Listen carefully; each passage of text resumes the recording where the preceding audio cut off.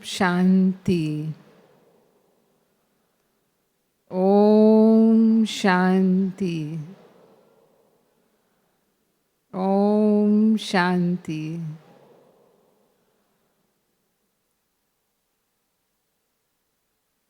अभी हम गीत सुन रहे थे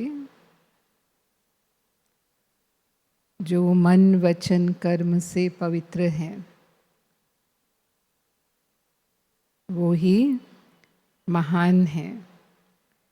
तो ब्राह्मण जीवन की जो महानता है, विशेषता है, वो पवित्रता है। या हम कहें कि नवीनता है, अलौकिकता है, वो पवित्रता है। इस ब्राह्मण जीवन में बाबा ने हमें अपने ही समान पतित से पावन, यानी पतित पावनी, जैसे कहा कि बाबा पतित पावन है, तो हमें भी बाबा ने अपने ही समान बनाया है। अगर हम पवित्रता को समझें तो पवित्रता बाबा केवल ब्रह्मचर्य को नहीं कहते। पवित्रता की जो परिभाषा है वो अपने आप में बहुत बेहद है। हम कह सकते हैं कि ब्रह्मचर्य तो उसका एक स्टेप है या प्रथम सोपान है, पहली सीढ़ी है उसकी। तो ब्रह्मचर्य का पालन करना वो तो है, लेकिन बाबा कहता है उसके साथ साथ ब्रह्मचारी बनना, ब्रह्मा बाबा के आचरण पर चलने वाला, और शिवाचारी माना शिव बाबा के उच्चारण किए हुए बोल पर चलने वाला। तो जो बाबा के संकल्प, बोल और कर्म रहे ब्रह्मा बाबा के, ऐसे ही हमारे भी संकल्प, बोल और कर्म हो, यानी मन वचन कर्म हो। बाबा के हर कदम पर हम कदम रखकर चलें। जैसे बाबा आज्ञाकारी रहे, वफादार रहे, फरमान बरदार रहे, जो बाबा के हम कदम बताते हैं, उस अनुसार ही हमारा ये ब्राह्मण जीवन चले। फिर बाबा कहते हैं केवल काम विकार पर विजय पाना पवित्रता नहीं है, लेकिन कोई भी विकार का अंश वंश, वो भी अपवित्रता है। क्रोध, लोभ, मोह, अहंकार और उसके जो साथी हैं ईर्ष्या, द्वेष, नफरत, वैर भाव, छल, कपट, ये सब भी अपवित्रता है। तो इन सब पर विजय पाना यानी संपूर्ण निर्विकारी बनना। जैसे हम सतयुग की अपनी डिग्री कहते हैं, सर्वगुण संपन्न, संपूर्ण निर्विकारी, माना संपूर्ण पवित्र है। और तीसरा कि ये जो विकार हैं वो स्वप्न में भी प्रकट ना हो। मन वचन कर्म तो ठीक है, पवित्र होना चाहिए, लेकिन स्वप्न में भी अगर ब्रह्मचर्य भंग होता है या किसी भी आत्मा के प्रति ईर्ष्या या क्रोध के वश हम कर्म करते हैं स्वप्न में भी, यानी अभी तक भी हमारे संस्कार में वो है, तो बाबा कहता है वो भी संपूर्ण पवित्रता नहीं मानी जाएगी। फिर उससे भी आगे बाबा कहते हैं अगर आलस्य अलबेलापन है, हाँ, वो भी विकार के अंश हैं। तो अगर दिनचर्या जो हमें ब्राह्मण जीवन की मिली है अमृत वेले से रात तक, उसमें कहीं आलस्य अलबेलापन है, तो वो भी अपवित्रता है। अगर व्यर्थ संकल्प चलते हैं, नेगेटिव नहीं चलते लेकिन व्यर्थ चलते हैं, तो व्यर्थ संकल्प अगर चलते हैं तो व्यर्थ संकल्प भी अपवित्रता है।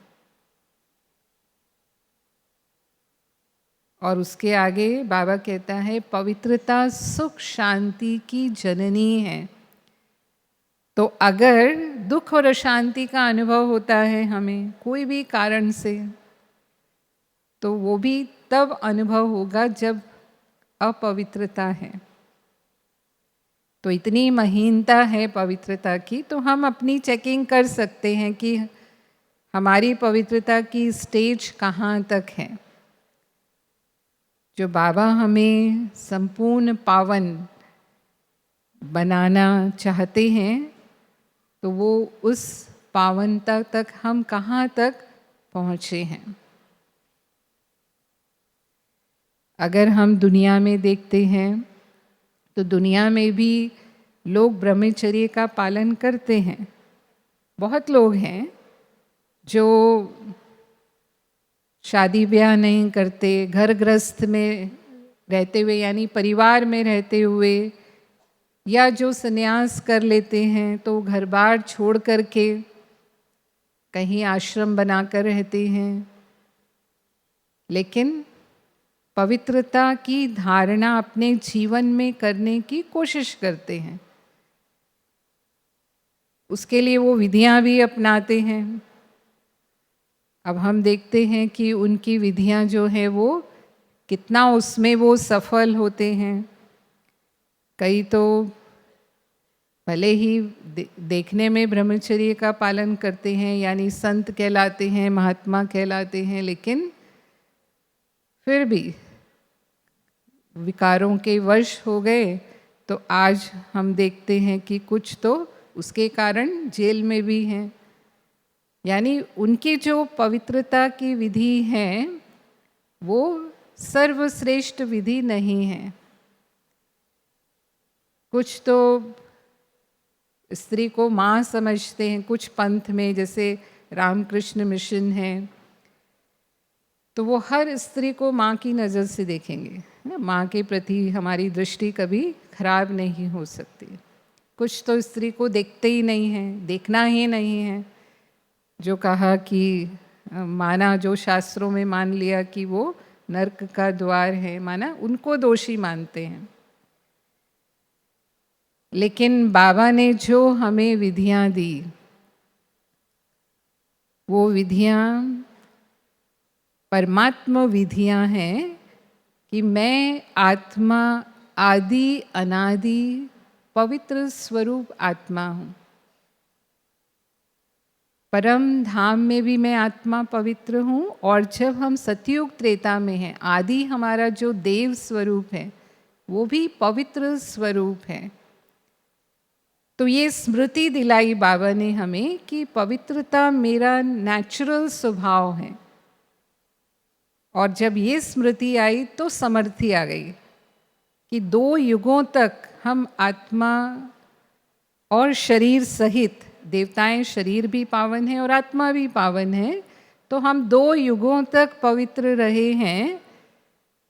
तो हमारे लिए पवित्रता अननेचुरल नहीं है। और फिर बाबा ने हमें शक्ति दी, बाबा को याद किया, हिम्मत रखी हमने, तो उस हिम्मत से मदद मिली।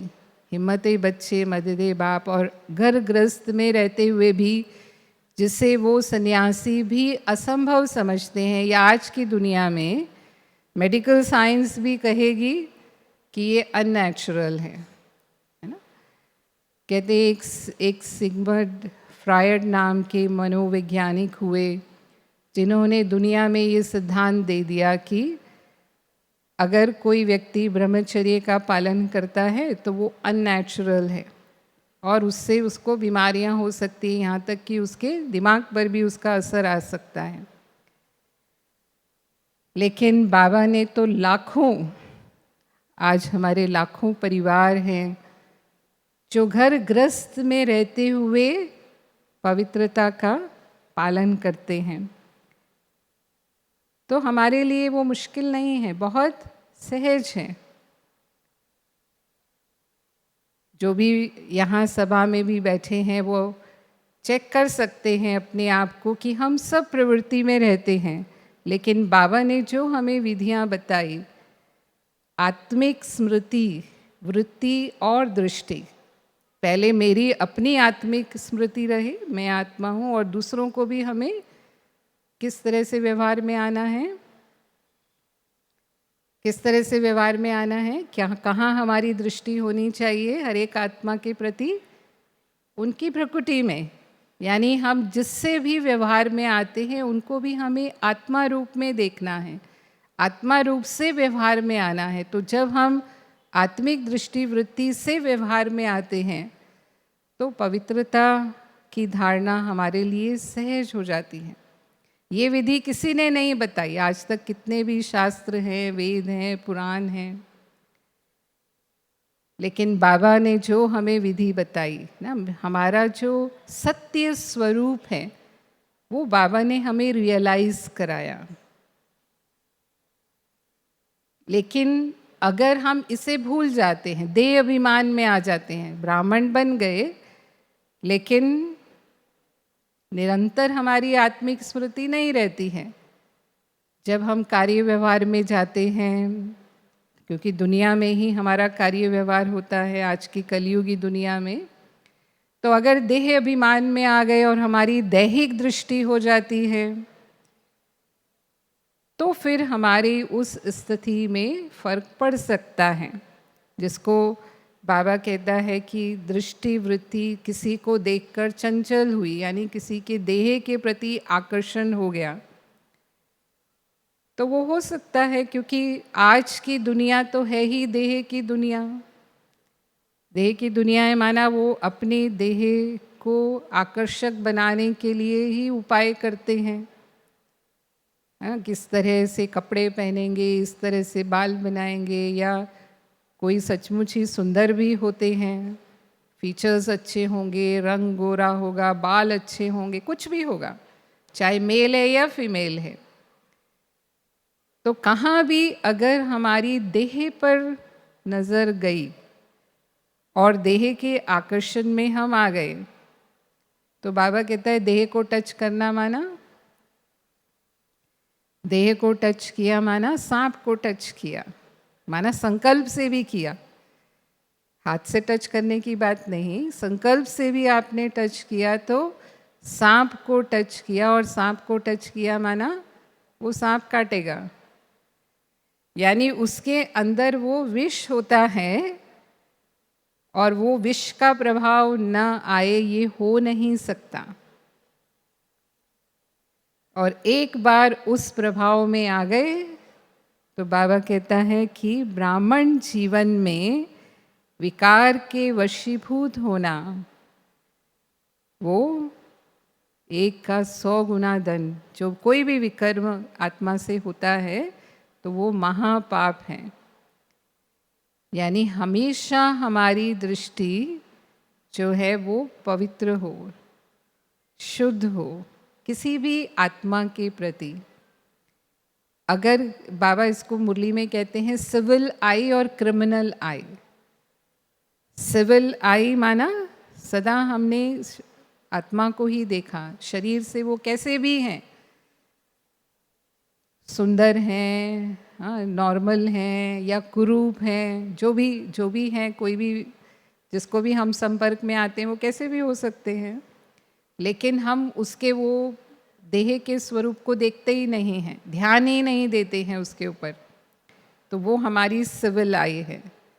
लेकिन अगर हम देह को देख करके ही प्रभावित होते हैं तो वो क्रिमिनल आई हो जाती है। और ब्राह्मण बनने के बाद भी अगर दृष्टि वृत्ति चंचल होती है तो बाबा कहते हैं उसे उनको पवित्रता की फाउंडेशन में कमज़ोर माना जाएगा। वैसे आप कर्म में ब्रह्मचर्य का पालन करते हैं लेकिन दृष्टि वृत्ति से अभी भी कमज़ोर हैं, तो इसका मतलब नामधारी ब्राह्मण हैं, पक्के ब्राह्मण अभी नहीं हैं, सच्चे ब्राह्मण अभी तक नहीं बने हैं। और अगर ब्राह्मण आत्माओं के प्रति हमारा ये दैवी परिवार है, इसके भी संपर्क में आते हैं। तो ब्राह्मण आत्माओं में तो निश्चित है कि विशेषताएं हैं, गुण हैं। तो बाबा कहता है उसमें कई बार देह पर दृष्टि नहीं जाती, लेकिन उनके गुणों और विशेषताओं पर नज़र जाती है। और अगर बाई चांस देह पर भी अगर हमारी दृष्टि जाती है तो बाबा उसको कुल कलंकित कहता है, क्योंकि हम ब्रह्मा कुमार कुमारी भाई बहनें हैं। और लौकिक में भी, दुनिया में भी अगर कोई भाई बहन का कोई ऐसी दृष्टि हो तो उसको कुल कलंकित माना जाता है। तो यहाँ भी अगर दैवी परिवार में किसी के ऊपर हमारी दृष्टि जाती है तो बाबा फिर उसको भी महा पाप कहता है। और बाबा कहता है कि ये ऐसे है जैसे कि हमें 5वीं मंजिल से गिराने के समान है। यानी अब तक की जो हमने कमाई की है, अगर कहीं भी हमारी ये धारणा कमज़ोर होती है तो अब तक की कमाई सारी खत्म हो जाती है, जिसको मुरलियों में बाबा कहते हैं की कमाई चट हो जाती है। तो अगर योग अग्नि पुराने पापों को भस्म कर सकती है तो बाबा कहता है कि ये जो काम विकार की अग्नि है ये सारे पुण्य को खत्म कर देती है, वो पाप को खत्म करती है। और ये पुण्य को, अब तक आपने जो भी तन मन धन से सेवा की है, ज्ञान रत्नों से भरपूर किया है अपने आप को, योग से शक्तियों को जमा किया है, सब जमा का खाता खत्म। और अगर हम नाम बदनाम करने के निमित्त बन जाते हैं, ऐसा भी हो सकता है कि अगर ये बात फैलती है और हमारे कारण बाबा का नाम बदनाम होता है तो बाबा क्या कहते हैं, सद्गुरु का निंदक ठहर ना पाए। यानी वो 21 जन्मों की जो प्राप्तियां हैं उसकी मंजिल टिक नहीं सकती। यानी ऊंच पद माना राजाई पद तो सवाल ही नहीं उठता है। तो हमें वो प्राप्तियां, उससे हम वंचित हो जाएंगे। तो इसीलिए बाबा कहता है इतनी कड़ी नज़र अपने आप पर रखनी है। कई बार सोचते हैं कि गुण है, विशेषता है, ये आत्मा से हमें बहुत स्नेह मिलता है, सहयोग मिलता है, इनके अंदर सेवा की विशेषता है, इनका ज्ञान योग बहुत अच्छा है, या ये भाषण बहुत अच्छा करते हैं, या इनसे हम बहुत अपनापन महसूस करते हैं, इनसे हम दिल की बात कर सकते हैं। मानो देह की बात नहीं, लेकिन गुणों पर प्रभावित हो जाते हैं। तो अगर हम प्रभाव में आएंगे तो झुकाव में भी आ जाएंगे। उस आत्मा के प्रति हमारा झुकाव ज़्यादा होगा। ज़्यादा झुकाव होगा तो हम उनसे ज़्यादा मिलना पसंद करेंगे, बात करना पसंद करेंगे, माना एक्स्ट्रा में जाएंगे। इसको बाबा कहता है स्नेह है तो सबके साथ स्नेह है, लेकिन अगर थोड़ा भी एक्स्ट्रा में चले गए तो वो नज़र आता है। और एक्स्ट्रा में जाना माना कई बार कहते हैं इच्छा नहीं है लेकिन अच्छा लगता है। तो अगर अच्छा लगता है, यही व्यक्ति चाहिए, इसी से ही ना हमें अनुभव होता है, इसी से ही हमारी दिल की बात हम कर सकते हैं, तो ये ही माना ही जहाँ आता है बाबा कहता है माना दाल में काला है। और वहाँ हमें तुरंत सावधान हो जाना चाहिए। अगर किसी के ध्यान में ये बात आती है ना, होता है ये चीज़ें दुनिया में भी लोगों को पता चल जाती हैं कि इनके साथ एक्स्ट्रा अटैचमेंट है, ब्राह्मण परिवार में भी पता लग जाती है। और जब पता लग जाती है तो कोई इशारा देने की कोशिश करता है कि हाँ ये आपका व्यवहार ये ठीक नहीं है। तो फिर कभी भी जो व्यक्ति इसमें होता है, मना प्रभाव में होता है, वो उसे स्वीकार नहीं करते, ज़्यादातर स्वीकार नहीं करते, कहते नहीं आपको गलत फहमी है, ऐसा कुछ भी नहीं है। ये तो सिर्फ हम बातें करते हैं, हमारे मन में ऐसा कुछ भी नहीं है। बाबा कहता है अगर हमने स्पष्टीकरण दिया, कोई हमें इशारा देता है और हम स्पष्टीकरण देने लग जाते हैं उसका ये गलत है या सही है, ऐसा है या नहीं है, तो इसका मतलब हम अपने पाप का स्पष्टीकरण दे रहे हैं, यानी अपने पाप की लकीर को हम लंबा कर रहे हैं। अगर कुछ नहीं है तो फुल स्टॉप लगा दो, जब है ही नहीं तो उसको बढ़ाना ही नहीं है ना। आगे के लिए, सदा के लिए हम सावधान हो जाएं इसके प्रति। अगर हम ये भी सोचते हैं कि आज की दुनिया के वातावरण में हम रहते हैं, कलयुगी वातावरण में रहते हैं, और कलयुगी वातावरण में जो भी हम देखते सुनते, कई ऐसे दृश्य अचानक हमारे सामने आ जाते हैं जो मन चित्त नहीं होता। आज सोशल मीडिया का सबके हाथ में स्मार्टफोन होता है, आज टेलीविज़न भी देखते हैं, तो जो भी देखो पढ़ो वो सब में क्या है, कहीं ना कहीं अश्लीलता है ही है। तो अगर उसका प्रभाव भी हमारे ऊपर पड़ जाता है ना, ऐसे नहीं कि दुनिया में हम रहेंगे तो कोई आंखें बंद कर लेंगे, कुछ देखेंगे नहीं, कुछ सुनेंगे नहीं, लेकिन हमारी स्थिति कैसे होनी चाहिए। नॉलेज दी है ना बाबा ने, हमें त्रिकालदर्शी बनाया, समय की पहचान दी है, तो हमें पता है कि ये समय ही ऐसा है और हमारा कर्तव्य क्या है। तो अगर हम ये कंप्लेन करते हैं कि नहीं क्योंकि वातावरण ही ऐसा था ना, काम ही ऐसा था ना, तो उसका असर आ गया हमारे ऊपर, तो बाबा कहता है दूसरे को दोषी नहीं, अपने को ही दोषी समझो कि ये कहाँ ना कहाँ मेरी कमज़ोरी है। तो जब तक हम अपने को दोषी नहीं समझेंगे तब तक हम अपनी पवित्रता से वायुमंडल को बदल लें, अपनी पवित्र दृष्टि वृत्ति से अन्य आत्माओं की भी दृष्टि वृत्ति को बदल दें, वो नहीं कर पाएंगे। हमें पावन बनाना है आत्माओं को भी और प्रकृति को भी, यहाँ तक कि प्रकृति के पांचों तत्वों को भी पावन बनाने की जिम्मेवारी है। तो अगर मेरे ऊपर प्रभाव आ गया तो कौन परिवर्तक हुआ? उन्होंने मुझे बदल दिया ना। बदलना किसको है? मुझे मेरे संपर्क से उन्हें पवित्रता का अनुभव हो। ऐसे हमारी दादियाँ अनुभव सुनाती थी कि शुरू में जब सेवाएं शुरू हुई सेवा केंद्रों पर, तो लोग समझते थे ना बहनों की संस्था ये तो ये तो पता नहीं था कि यहाँ क्या होता है, क्या सिखाते हैं, तो कई ऐसे ही अंदर आ जाते थे। बाबा कई बार मुरलियों में कहते भी हैं। लेकिन जब आकर के वो बहनों से ज्ञान सुनते थे, जो अपना ज्ञान है वो सुनते थे और जो उनकी स्थिति का वो अनुभव करते थे, माना उनको देवियों जैसा उनसे अनुभव होता था, तो आए वो कुछ और सोचकर थे और उनकी स्थिति से यानी उनकी वृत्ति से और जो ज्ञान सुना उससे उनके अंदर पूरी तरह से परिवर्तन आ जाता था। जीवन ही बदल गई, जैसे बाबा के बन गए, वारिस बन गए वो।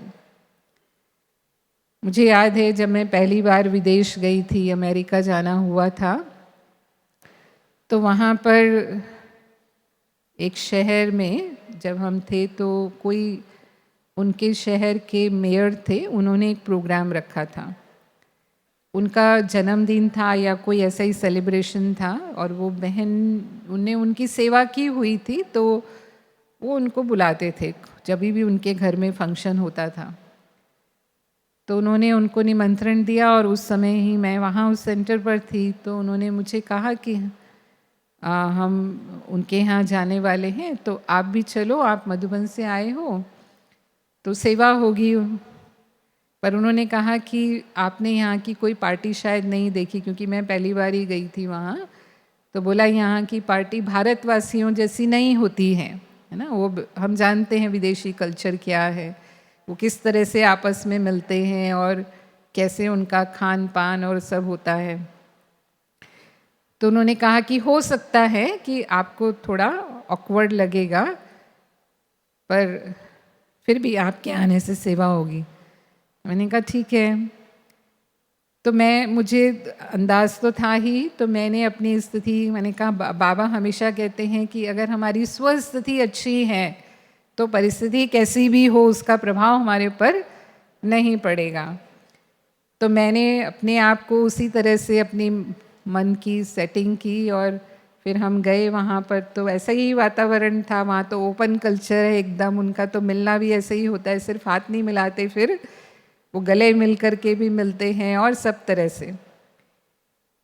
और सारी पार्टी में जो डांस वांस चला, जो उनके कपड़े वपड़े थे, वो विदेशियों के कपड़े भी सबको मालूम है कि वो कैसे पहनते हैं सब। तो मैंने देखा कि वो सब देखते हुए, पहली बार ही सब कुछ देखते हुए भी बिल्कुल मेरी स्थिति अच्छी रही।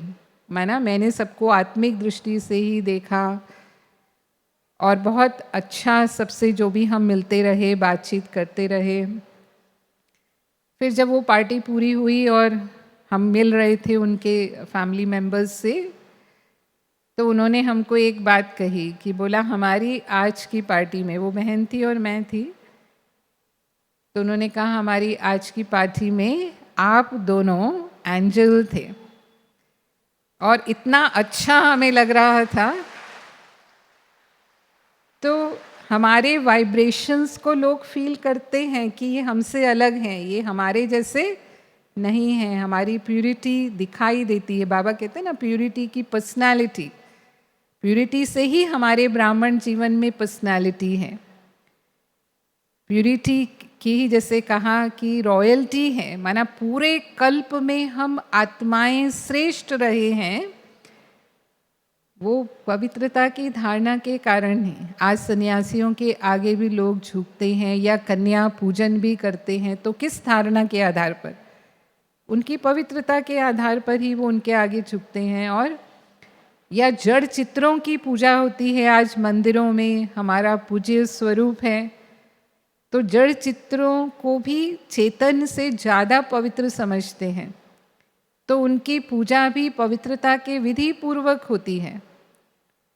अगर कोई ऐसा दिन होता है, देवी देवताओं का व्रत उपवास करते हैं, तो वो इस धारणा को वैसे नहीं पालन करते, लेकिन उस दिन विशेष वो पवित्रता का पालन करेंगे, भोजन की भी शुद्धि रखेंगे, तब जाकर के वो मंदिर में जाएंगे, पूजा पाठ करेंगे। या जो पुजारी होता है वो भी पवित्रता की विधि पूर्वक ही मूर्ति को टच करता है। तो इतना महत्व अभी तक वो भक्ति मार्ग में भी चला आ रहा है उसका। और बाबा कहता है कि आप आत्माएं जब परम धाम में हो, तो परम धाम में तो पवित्रता के कारण आपकी चमक, आप आत्माओं की चमक अन्य आत्माओं की चमक से ज़्यादा है। बाबा के समीप हैं, तो जैसे आसमान में सितारे में जो चमकते हुए सितारे होते हैं उन पर नज़र जाती है, तो ऐसे ही पवित्रता की चमक आप आत्माओं के अंदर है। और वो अभी वर्तमान संगम युग में भी वो चेहरे पर उस प्यूरिटी की झलक और फलक होती है। हर ब्राह्मण आत्मा, हम जितना आत्मिक स्मृति में रहते हैं उतना वो रूहानियत हमारे चेहरे पर होती है और हमारा चेहरा सेवा करता है। आप कुछ बोले ना बोले, है ना, लाखों आत्माओं में भी अगर एक ब्राह्मण आत्मा खड़ी है तो उसके चेहरे से पता चल जाएगा, इतना अंतर आ जाता है। वो बाबा कई बार हमें कहते हैं, शिव बाबा परम पवित्र है ना, तो हम उनके संग में रहते हैं तो उनका रंग हम आत्माओं पर है और वो दिखाई देता है।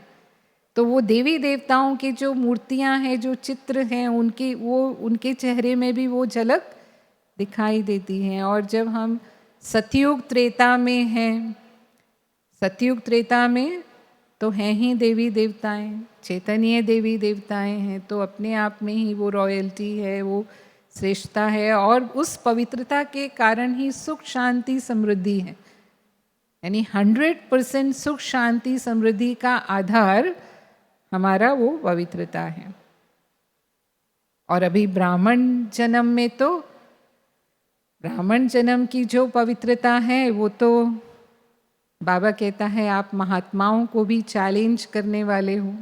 घर गृहस्थ में रहते हुए, जैसे कहा वो तो असंभव समझते हैं, लेकिन घर गृहस्थ में रहते हुए भी पवित्र रहते हैं, तो आज के जो नामी ग्रामी महात्माएं हैं उनको भी हम चैलेंज करने वाले बन गए। तो पवित्रता हर एक के लिए, चाहे वो घर गृहस्थ में हैं, चाहे वो कुमार हैं, कुमारी हैं, चाहे समर्पित हैं ना, सेंटर पर रहते हैं, मधुबन में रहते हैं, जहाँ भी हैं, तो हमारी पवित्रता की धारणा हमेशा, जैसे बाबा ने कहा, उस अनुसार परफेक्ट होनी चाहिए। पवित्रता के कारण ही जो देवी देवताओं का पूजन होता है वो विधि पूर्वक होता है, और किसी धर्म में हम देखेंगे हर कर्म की पूजा नहीं होती है। आज धर्म पिताएं हुए, उन्होंने धर्म स्थापन किया, तो पवित्रता के विधि पूर्वक ही धर्म स्थापन हुआ। बिना पवित्रता के कोई धर्म की स्थापना नहीं हो सकती। तो जो पवित्र आत्माएं ऊपर से आई, उनकी पवित्रता की शक्ति से ही ये वो धर्म क्रिश्चियन धर्म बना, मुस्लिम धर्म बना, बौद्ध धर्म बना। अगर वो पहले से गृहस्थी थे तो संन्यास लिया, जैसे महात्मा बुद्ध ने संन्यास लिया ना? लेकिन जो पूजा होती है, जो उनके स्थान बने हुए हैं, वो हिंदू धर्म में या आदि सनातन देवी देवता धर्म में जो पूजा होती है, ऐसी पूजा की विधि नहीं है कि हर कर्म सोने के समय, उनके जागने के समय उनका भोग लगता है, उनका श्रृंगार होता है, उनका कीर्तन होता है। कीर्तन माना आरती करते हैं, उनके गुणों का गायन करते हैं, और वो भी साज और बाजों के साथ, बाबा कहता है।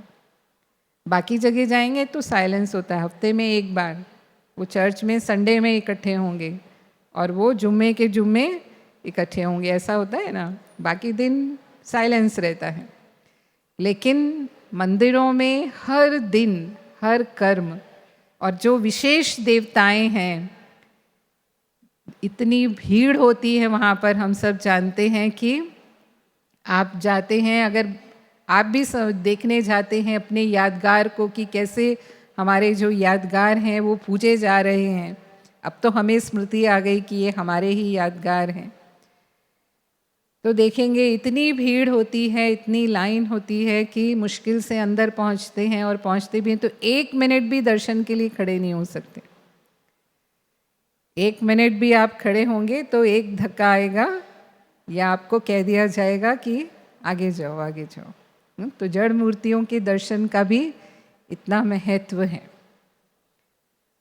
और हम संगम युग में डायरेक्ट बाबा से, परमात्मा से कैसे मिलन मनाते रहे, अधिकार से। ईश्वर की संतान है, डायरेक्ट ईश्वर की हम संतान हैं, और आराम से बैठ कर के बाबा तो कई बार कहते हैं कि वो कुंभ के मेले भी जो लगते हैं, वो मेला क्या होता है, धूल मिट्टी खाने वाला मेला होता है। लेकिन हम बाबा के बच्चे, हो सकता है कि रहने, जो यहाँ की जो हमें सुविधाएं की बात करते हैं, रहने सहने की सुविधा में थोड़ा 19-20 हो, नहीं तो लगभग वो भी अच्छा ही होता है। पर कभी बहुत ज़्यादा संख्या होती है तो हो सकता है कभी ऐसा हो। लेकिन हम कितना आराम से रहते हैं, खाते हैं, अपना ज्ञान योग करते हैं।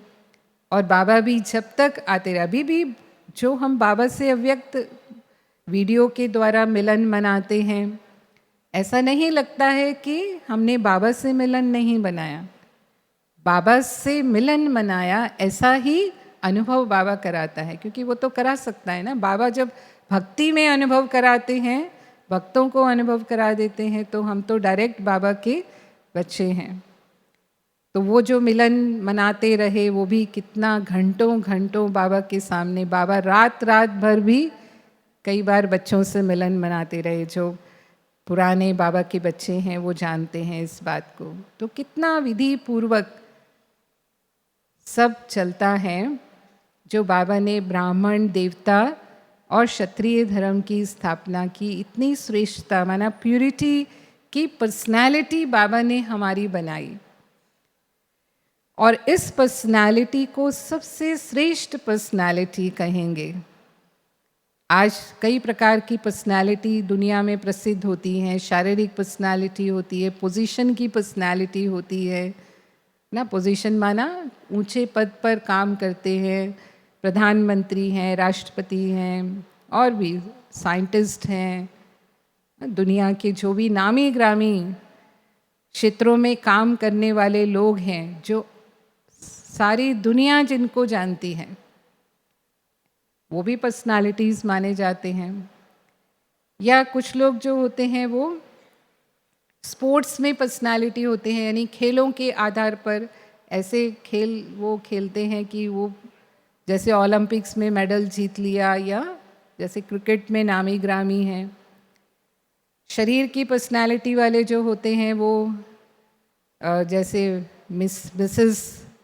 मिसेस इंडिया या मिस वर्ल्ड जो भी बनते हैं, माना पूरी दुनिया में फिर वो नामी ग्रामी हो जाते हैं। तो बाबा कहता है कि उन पर्सनालिटी से भी सबसे श्रेष्ठ पर्सनालिटी जो है ना, भले ही वो दुनिया की जो बुक है उसमें आपका नाम नहीं है, लेकिन भगवान के जो हु इज़ हु हैं उनमें आपका नाम है। और ये पर्सनालिटी ये पूरे कल्प के लिए हमारी बन जाती है। एक बार संगम युग में हम प्यूरिटी का पुरुषार्थ करते हैं, और ये पुरुषार्थ करते हैं तो वो पुरुषार्थ हमारा जन्म जन्मांतर के लिए हमारा पुरुषार्थ, वो हमारा गुण व्यक्तित्व बन जाता है, हमारी वो विशेषता हो जाती है। तो पवित्रता की जो कहा कि सर्व विकारों के अंश वंश भी नहीं आने चाहिए, तो ये तो काम विकार की बात हुई। लेकिन क्रोध, जैसे क्रोध को हम कई बार हल्की रीति से ले लेते हैं। बाबा ने पिछली मुरली में, अभी संडे की जो मुरली थी उसमें बाबा ने कहा कि क्रोध को हथियार समझ लेते हैं कि इसके बिना तो हमारा काम चलता ही नहीं है। तो हम ब्राह्मण दुनिया वालों जैसा क्रोध तो नहीं करते ना, मोटे रूप में तो हम विजयी हो जाते हैं, लेकिन उसका जो सूक्ष्म रूप है, सूक्ष्म रूप कब प्रकट होता है? किसी ने मेरी बात नहीं मानी, या किसी ने झूठ बोल दिया, या किसी ने हमसे ऐसा व्यवहार कर दिया जो हमें पसंद नहीं है, या अपमान ही कर दिया, हमारे पर ही गुस्सा कर दिया, तो फिर हम थोड़ा सा नाराज़गी दिखाते हैं। नाराज़गी माना हमारा जो चलन है, व्यवहार है, वो उस आत्मा के प्रति थोड़ा नेगेटिव हो जाएगा। हम बोलेंगे कुछ नहीं, माना देखने में आएगा हमने उसको सहन कर लिया, लेकिन अंदर में अगर व्यर्थ संकल्प चले उस आत्मा के प्रति, या नेगेटिव संकल्प भी चले, तो फिर हम कहेंगे कि अभी तक भी क्रोध पर संपूर्ण विजय नहीं है हमारी।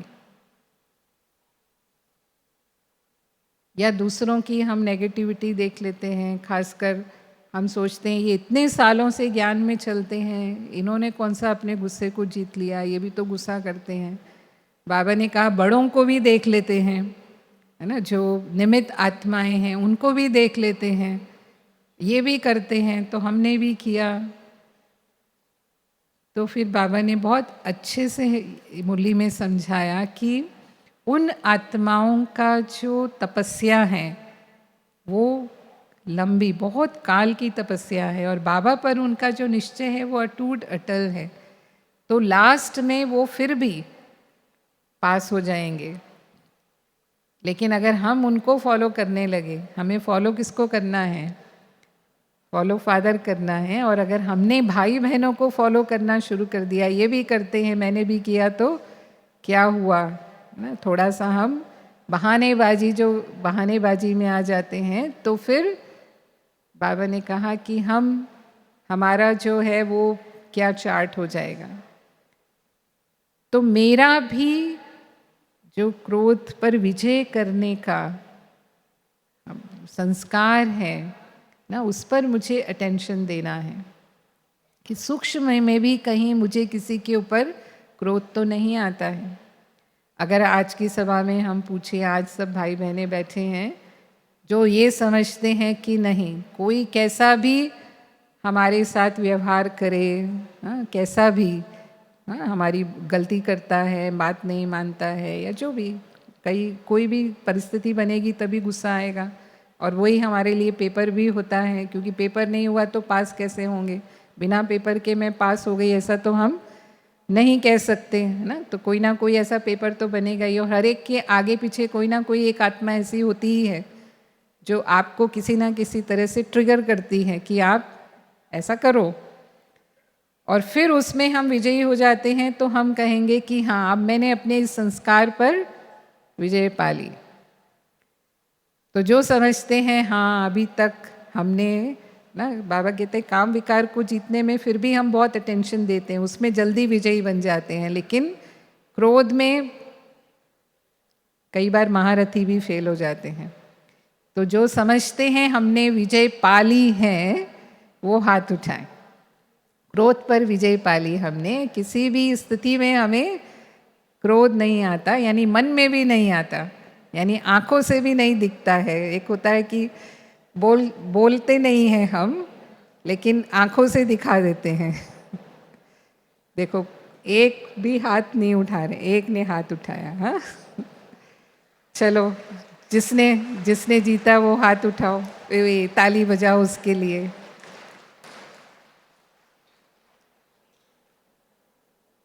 और ऐसे ही लोभ का सूक्ष्म रूप पना, ब्राह्मण बनने के बाद संतुष्टता का गुण हमारे अंदर आता है। तो दुनिया वालों जैसे हम कोई धन के पीछे लोभ नहीं करते। अभी हमें पता है हमारी अविनाशी कमाई ज़्यादा महत्वपूर्ण है, ये कमाई हमारे साथ जाने वाली है। तो हम इस कमाई पर ध्यान देने के लिए समय निकालते हैं, वो पुरुषार्थ करते हैं। लेकिन छोटी छोटी जो बाबा कहते हैं कामनाएं, कामना भी काम विकार का अंश। बाबा कहता है कि हद की कामनाएं होती हैं, किसी व्यक्ति से भी हो सकती हैं, जब हम संबंध में आते हैं उनसे भी हम इच्छा रखते हैं, या वस्तुओं की भी इच्छा हो जाती है ना, ये बहुत अच्छी है, ये चीज़ मेरे पास होनी चाहिए।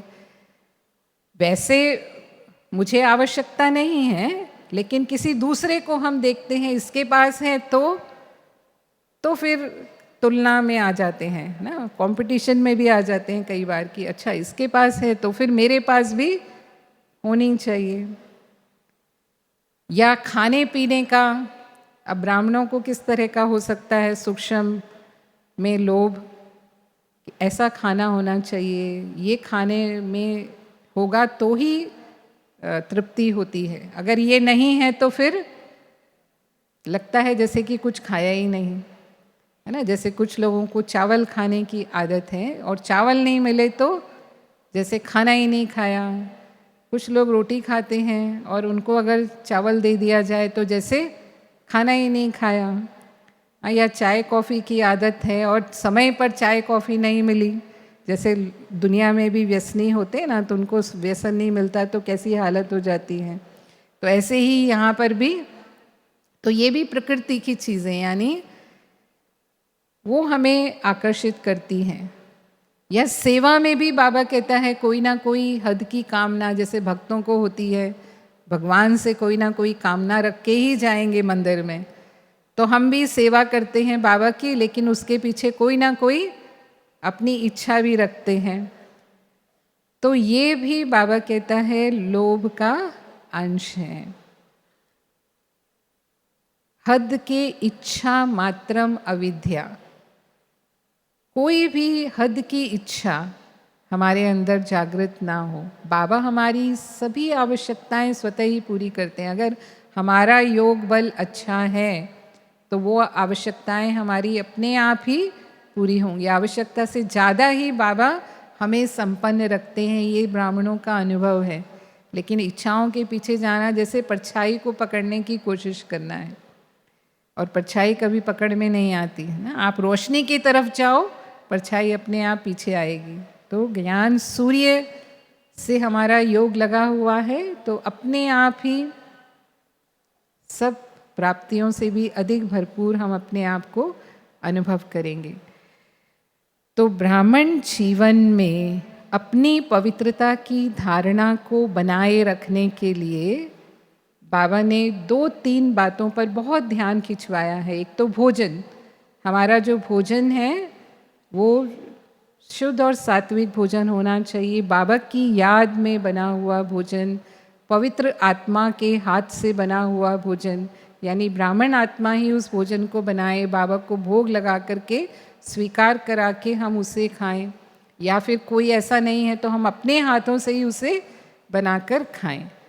तो भोजन की शुद्धि पर हमें ध्यान देना है कि हमारा भोजन, अगर कोई मजबूरी वश भी हम खाते हैं, मानो बाबा ऐसे हमें छुट्टी नहीं देते, पर किसी की नौकरी ऐसी है या कहीं जाना पड़ता है अचानक और ये संभव नहीं हो पाता, तो भी बाबा कहते हैं उसको आप दृष्टि दे करके पूरी तरह से बाबा को स्वीकार करा के फिर आप उस भोजन को स्वीकार करो। तो भोजन की पवित्रता, उसका भी महत्व है, जैसा अन्न वैसा मन पर असर आता है।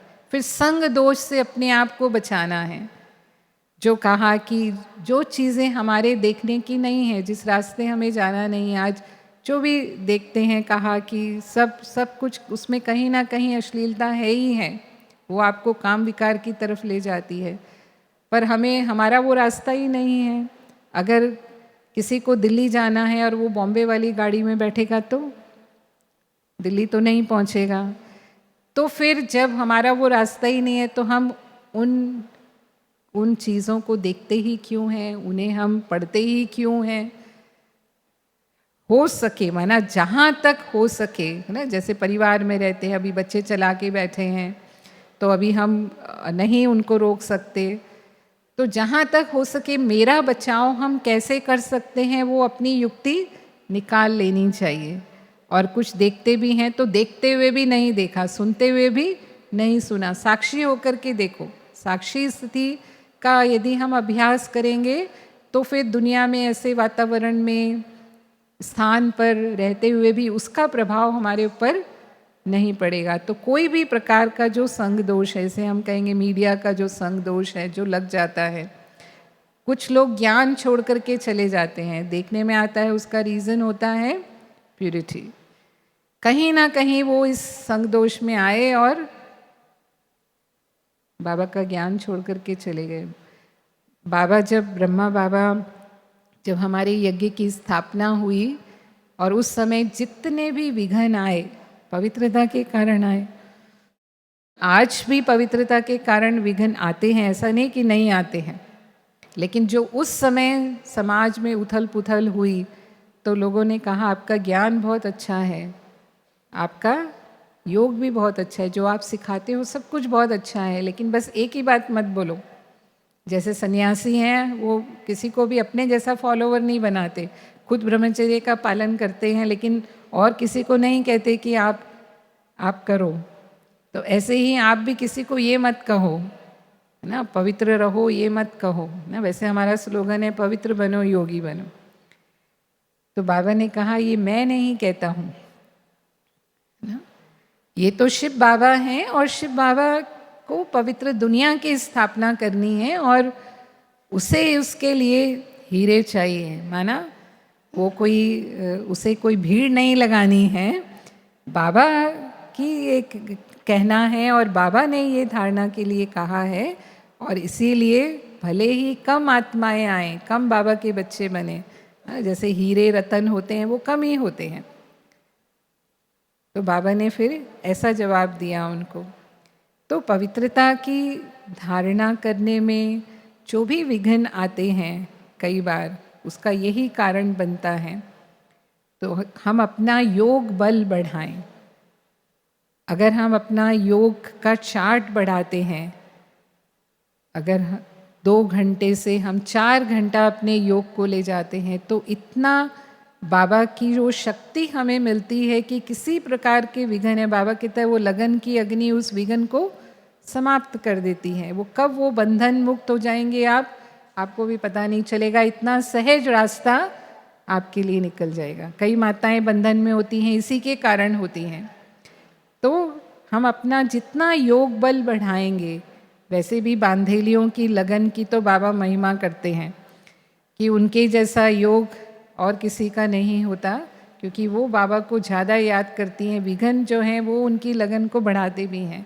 लेकिन फिर भी कहाँ अगर हमारे योग में कमी है तो हम अपने योग बल को और मजबूत करें, तो इस पवित्रता की धारणा में हमें पूरी मदद मिलेगी। तो प्यूरिटी तो हमारे ब्राह्मण जीवन की विशेषता है, और प्यूरिटी ही जैसे कहा हमारे इस ब्राह्मण जीवन की फाउंडेशन है, और ये फाउंडेशन में हम मजबूत रहें और संपूर्ण पवित्रता जो बाबा हमसे चाहते हैं। हालांकि और बहुत विस्तार में इसका नहीं ले पाई, समय हो रहा है, तो मैं इसे यहीं समाप्त करती हूँ। लेकिन वो पवित्रता की संपूर्णता तक हम पहुँचें, ये लक्ष्य हमें रखना है, ताकि हम जल्दी बाप समान संपन्न और संपूर्ण बने। ओम शांति।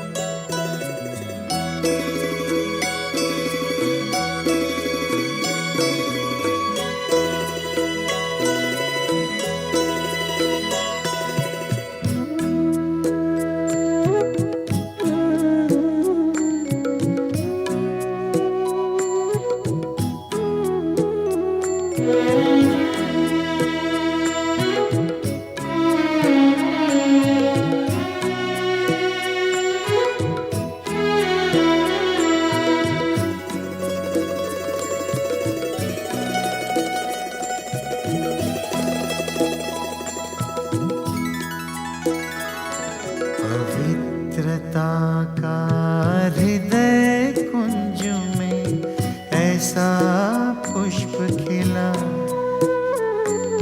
जिसकी सुगंध से जीवन में सुख ही सुख मिला। पवित्रता का हृदय कुंज में ऐसा पुष्प खिला, जिसकी सुगंध से जीवन में सुख ही सुख मिला।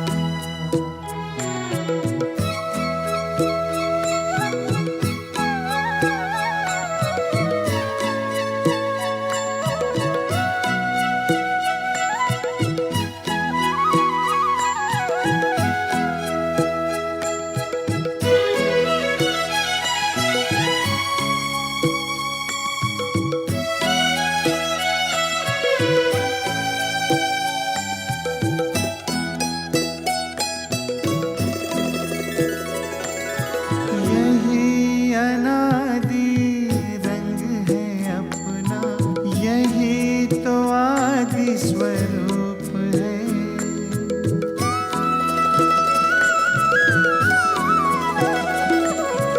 यही अनादि रंग है अपना, यही तो आदि स्वरूप है। इसी में शांति की छाया है, इसी में सुख की धूप